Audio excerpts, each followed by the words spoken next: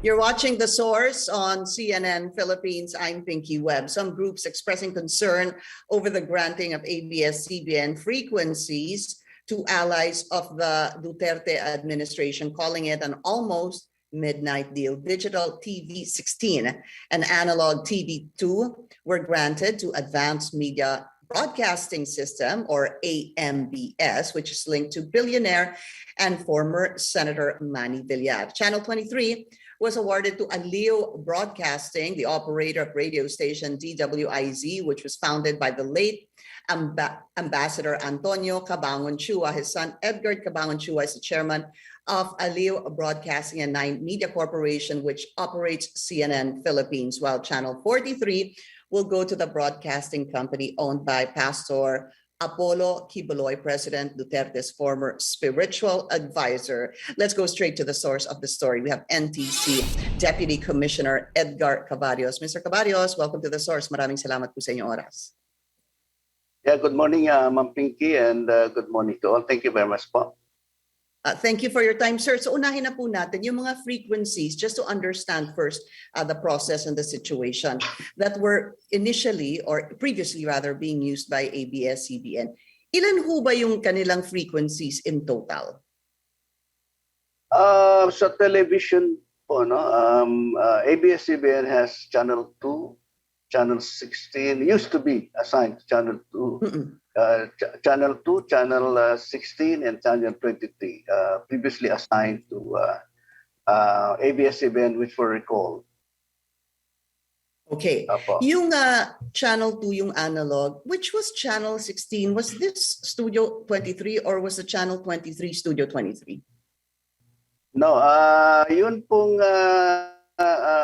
frequencies, Channel 14 to 20, used to be allocated to telecommunications, you know, and it was reallocated, the full band, channel 14 to 20, reallocated to broadcast, television broadcasts. No? And since all of the analog HF channels will no longer be used because digital television is the UHF band. Channel 2, 4, 5, 7, 9, 11, and 13, 7 of them, there are 7 available because of the reallocation 14 to 20, were assigned each channels from Channel 14 to Channel 16, Channel 20. And ABS-CBN was assigned Channel 16. I see. Would you remember ano pong ginamit nila dito sa Channel 16? Anong pinalabas nila? That again, please? Yeah, kasi Channel 16 was assigned to ABS-CBN. You were saying, ano po, would you remember ano pong lumabas or ano yung mga shows na lumabas dito sa Channel 16? I'm just trying to understand if this was... Well, they are using Channel 16 kasi marami po silang program channels, ano? Because each 6 megahertz channel can accommodate up to 6 standard definition television. And that's the reason why makikita po natin noon when they were on air, digital TV, marami po sila. We have Channel 2 and yung program ng Channel 2, Cinemo, and the others. Marami po yun. Okay. Okay. Yes, opo. Okay, madami po yan. Okay, so what happened was, and then let's go to what has been told in the news, revealed, no? So, yung pong Channel 2, tama ho ba, Channel 16, previously being used by ABS-CBN, na bigay po yung provisional authority nitong dalawa, which is an analog and a digital frequency, to AMBS. Is that correct, sir? That is correct, po. That is correct. Okay.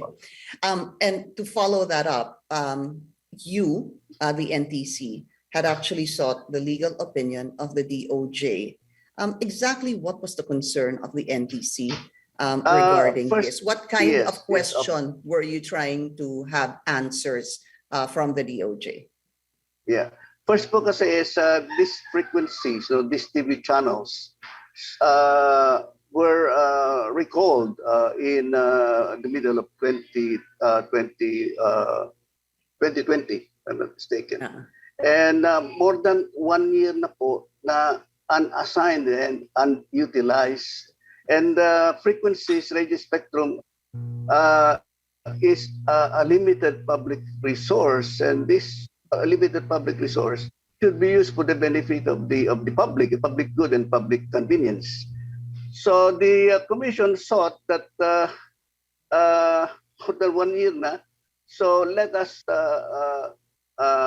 ask or let us request from the DICT policy guidance on what to do because of this limited public resource being unutilized and unassigned. We also sought legal opinion from Department of Justice, and they said that even with the existing IRR on digital television, the Commission has the power to grant authorizations for digital TV or for television broadcast and assign the unutilized or unassigned TV channels.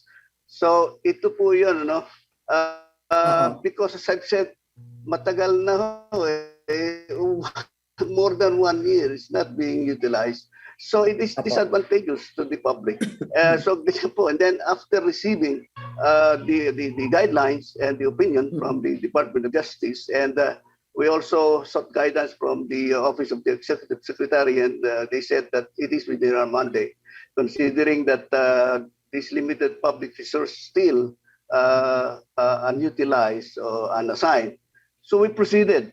We directed our technical staff to look at the applications for digital TV. And one among those who applied in 2006 was this one, AB, Advanced Media, AMBS, Advanced Media Broadcasting System. This company filed its application for digital TV in 2006. That was the time when we started discussing transition to digital in the world is the European standard, the DBBP. So that's why when we received the guidelines and the opinion, legal opinion of DOJ, we proceeded with the discussions, and the NBank early this year discussed these applications and decided to grant provisional authorization to Advanced Media and Aliu Broadcast, and the other one, Swarasu. They are so yung NBank po, applied for. Yeah. So regarding the NBank, Deputy Commissioner Cabarios, no, does that come down to a vote? Kailangan ho ba unanimous ang decision to be able to grant a provisional authority to whichever company? Do you vote on this? Yes, because the commission is a collegial body. The chair and the two deputy commissioners have one vote each. But of course, as much as possible, decisions should be unanimous. But there are instances where decision a majority lang po. Was it a unanimous decision? In this case, yes, it is a unanimous decision. Opo. From the two deputy commissioners and the chairman, tama ho? That's correct, opo. Okay, so I wanted to find out from you, Deputy Commissioner, because you sought a legal opinion from the DOJ, you mentioned the DICT also, and even the Office of the President.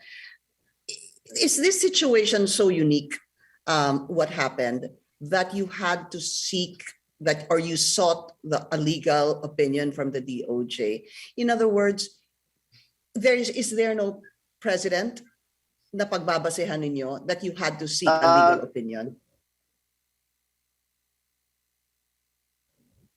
Because the IRR implementing the digital television standard, Japanese standard, there is a provision there that there should be no new uh, digital television authorizations up to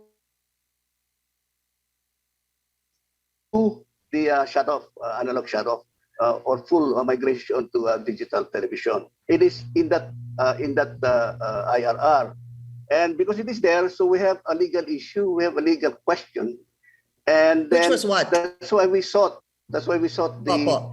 the guidance from the ICT and the legal opinion from the OJ. Opo. Apologies, no, Deputy Commissioner. There was a part there that I was losing you. I don't know if it's my signal or your signal. But what was your legal question? In the implementing rules, implementing the digital television standard, Japanese standard, ISDBT, there is a provision there that there shall be no new authorizations for digital television until the analog shut-off. No And because authorization. we are not yet in that situation, so there is an issue, a legal issue, and that's why we sought the guidance from the ICT and legal opinion from the DOJ. Kung Ito ang po ibig yun. sabihin ng no dun sa IRR na dapat no new authorization of digital until analog ceases, ibig ba sabihin po nun sa Tagalog ay hindi kayo maaaring magbigay o i-grant yung pong frequency sa ibang kumpanya hanggang matapos po yung sinasabing analog ng 2023? Is that correct, sir? Well, the situation then when the IRR was promulgated po is that based on the technical recommendation of technical experts as far as digital television is concerned, they suggested that during the transition, because there should be a simulcast, analog and digital, and the available spectrum in the UHF shall be used to simulcast or for simulcast purposes. So there are no available spectrum at that time, but because of the recall of the frequencies, nagkaroon po eh. So situation now changes. So we have to sort the legal opinion. Basically, you're saying that because ABS-CBN lost their franchise, naging bakante po yung kanilang mga frequency. Nagkaroon po ng availability of frequency for television broadcasts. So you said that, for example, AMBS, I think it was AMBS, had already applied way back in 2006. So ibig sabihin, matagal-tagal na po yun. Ano po? Does that mean from 2006 until when ABS lost their franchise, there was not one single available frequency for them? Yes, because first is it is a digital TV. So during the time, wala pa po kasing rules on the digital TV. The rules on digital TV came in 2014, if I'm not mistaken. So in the IRR, because there are no available spectrum, so hindi pwede. There's no new authorization to be granted. Ito po yung naroon sa rules. So nag-iba po situation eh. Because of the recall, nagkaroon ng availability of the spectrum. That's why you were saying there was an availability when ABS-CBN lost its franchise. Hence, dito po pumasok yung mga application kasi nagkaroon po ng availability. Yeah, that's correct, yes.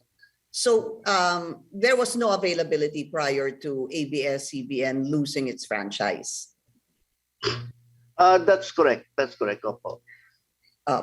So in essence, sir, ang ibig sabihin ba nun kung if ABS had continued their franchise, if their franchise was granted or renewed, nobody could have gotten a frequency until somebody loses his or her frequency? No, hindi po. Until the shut-off. Until the analog shut-off. Because once everybody now, once everybody is on digital television, magkakaroon po ng bakante. Because those who are doing simulcast, malilipat na po kasi yun doon sa kanilang assigned UHF channel. So magkakaroon ng bakante after the analog shut-off. which happens on supposed to be the year 2023. That is based on the initial recommendation po ng DICT is 2023. Opo. Meron pong mga nagtatanong at siguro nagsasabi, no, Deputy Commissioner, wasn't it or couldn't it have been prudent, for example, for NTC to have waited maybe until a year or the next administration or the next Congress rather, so that ABS-CBN could, in the event that they could have their franchise back, na magamit po nila ulit itong mga frequencies nila?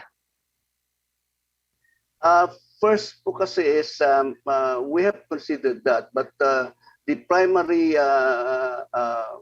consideration is that a limited public resource should be used for public good and public convenience. No?